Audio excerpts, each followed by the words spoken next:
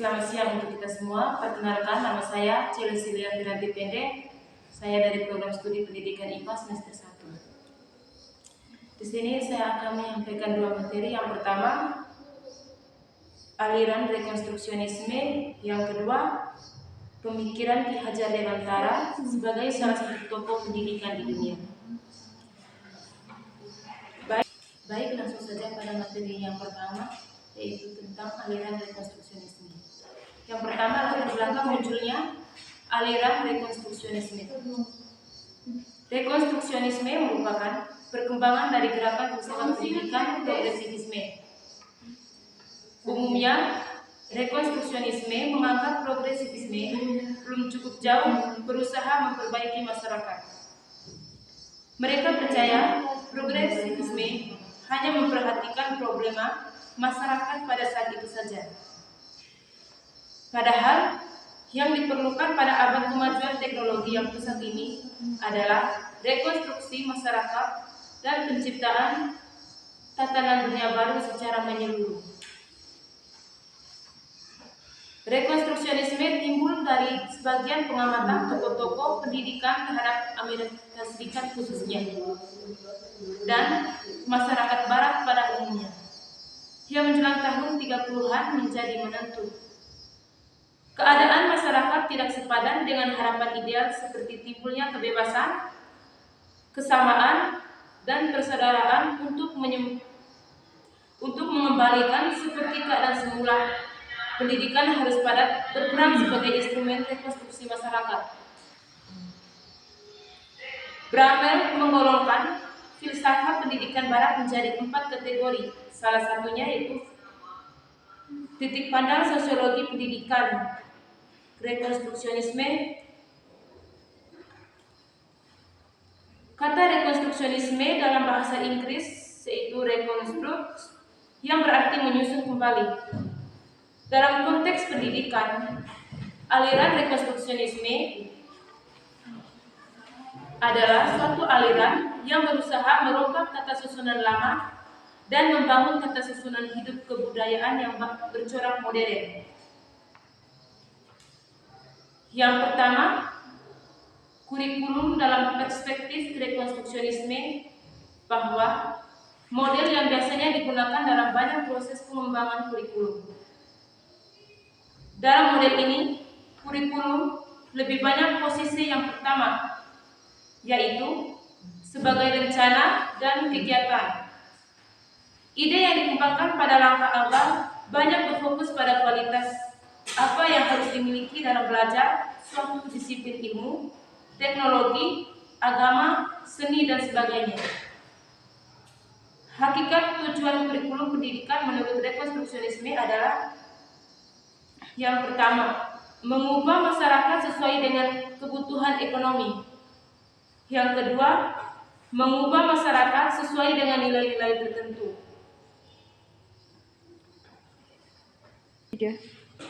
Dua, peran pendidikan harus dapat menyadarkan kaum tertindas agar mempunyai kesadaran kritis. Terdapat 3 kesadaran. Yang pertama, kesadaran magis. Kesadaran magis adalah individu yang tidak melawan atau mengubah realitas hidupnya. Mereka menyesuaikan diri dengan realitas yang ada. 2, kesadaran naif. Pada tingkat kesadaran ini, individu sudah mengetahui penyebab keadaan tertindas itu, namun mereka belum mau bereaksi. 3, gaya belajar adalah gaya yang dimiliki oleh setiap individu dalam menyerap dan mengolah informasi yang diterima. Gaya belajar yang tepat merupakan kunci keberhasilan siswa. Menggunakan gaya belajar yang terbatas pada satu gaya khususnya atau lisan tentu akan menimbulkan banyak perbedaan dalam penyerapan informasi. 4, menjawab tantangan kemajuan dunia pendidikan yang sejalan dengan aliran filsafat rekonstruksionisme. Solusi dikembangkan sebagai upaya untuk mengatasi kemajuan teknologi semaksimal mungkin. Beberapa pengaruh perkembangan teknologi yang dalam pembelajaran dari cara pandang aliran rekonstruksionisme, filsafat rekonstruksionisme futuristik untuk pendidikan Indonesia. Aliran rekonstruksionisme sesuai pembelajaran abad 21, solusi dalam menghadapi kemajuan perkembangan zaman, penerapan teknologi dalam pembelajaran sesuai dengan kurikulum merdeka, yaitu terwujudnya profil belajar Pancasila.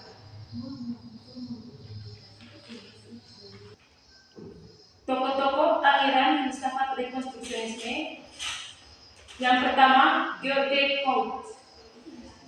George Coates mengembangkan pendekatan baru terhadap pendidikan. Pokok pikiran George Coates yaitu mengajak para pendidik untuk membuang mentalitas budak agar berhati-hati dalam mengumpulkan kekuatan dan berjuang membentuk sebuah tatanan sosial baru yang didasarkan pada sistem ekonomi kolektif dan juga prinsip demokratis. Yang kedua, tokoh Caroline Pratt. Caroline Pratt mengungkapkan idenya dari Friedrich Freudel tentang sesuatu yang bisa memberikan anak-anak kesempatan untuk mewakili dunia mereka. Tiga, tokoh Paulo Freire. Ide-idenya tentang pendidikan dan menganalisis masalah pendidikan yang berkaitan dengan politik, pemerintah yang menjadikan masyarakat bawah sebagai kaum yang tertindas. Yang keempat, tokoh Bettercourt. Bettercourt menurutnya pengetahuan bukan suatu realitas di sana yang berdiri sendiri, melainkan kenyataan sejauh dipahami oleh orang yang menangkapnya.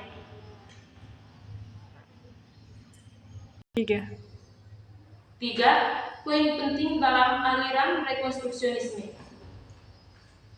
Rekonstruksionisme bertujuan hendak memperbaiki keadaan manusia dengan cara merombak susunan lama dan mapan dan menggantinya dengan susunan yang baru. Dalam pandangan filsafat, pendidikan dapat dilakukan dimulai dengan kritik atas kondisi sosial dan budaya sebuah masyarakat. Di dalamnya terkandung berbagai teori tentang pendidikan, pengajaran serta beragam pandangan tentang manusia dan hubungannya antar manusia.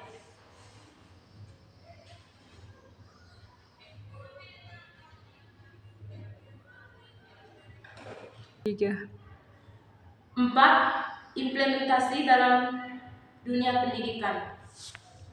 Yang pertama, sekolah-sekolah rekonstruksionis berfungsi sebagai lembaga utama untuk melakukan perubahan sosial, ekonomi, dan politik dalam masyarakat.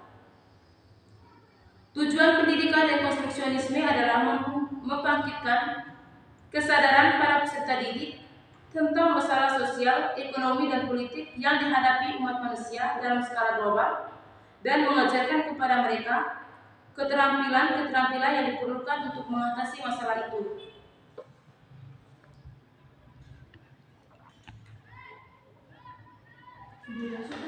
Yang berikut, pendidikan juga bertanggung jawab dalam menciptakan aturan sosial yang ideal. Kurikulum sekolah tidak boleh didominasi oleh budaya mayoritas maupun oleh budaya yang ditentukan atau disukai, karena semua budaya dan nilai-nilai yang berhubungan berhak untuk mendapatkan tempat dalam kurikulum. Guru harus menunjukkan rasa hormat yang sejati atau ikhlas terhadap semua budaya, baik dalam memberi pelajaran maupun dalam hal lain. Baik, itu saja pemaparan materi mengenai materi tentang aliran rekonstruksionisme.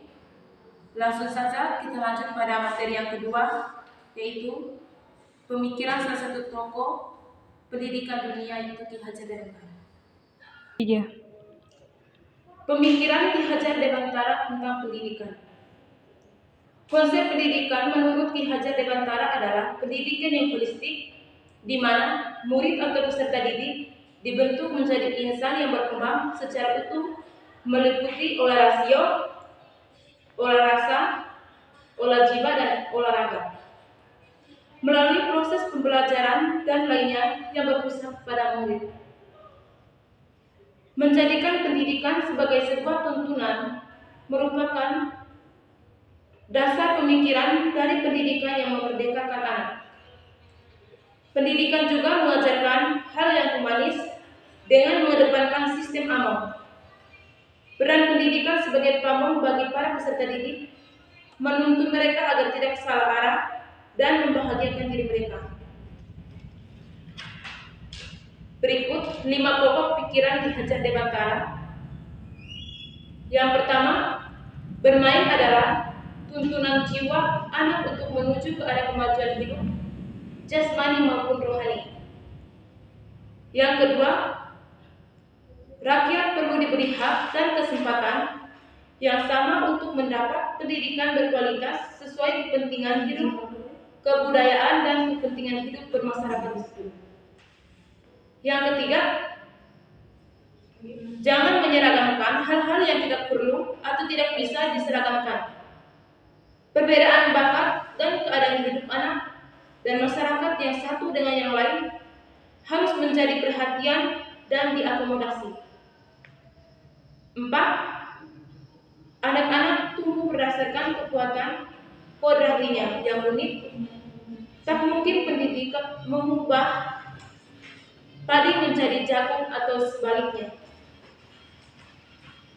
5. Ingarsa sung tulada ingmadia mangun karsa tutuhuri hadayani, atau di depan memberi contoh, di tengah memberi semangat, di belakang memberikan dorongan.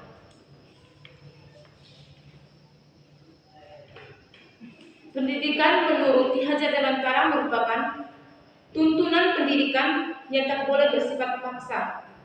Pendidikan adalah proses menginternalisasi nilai-nilai sehingga anak menjadi baik jasmani dan rohani.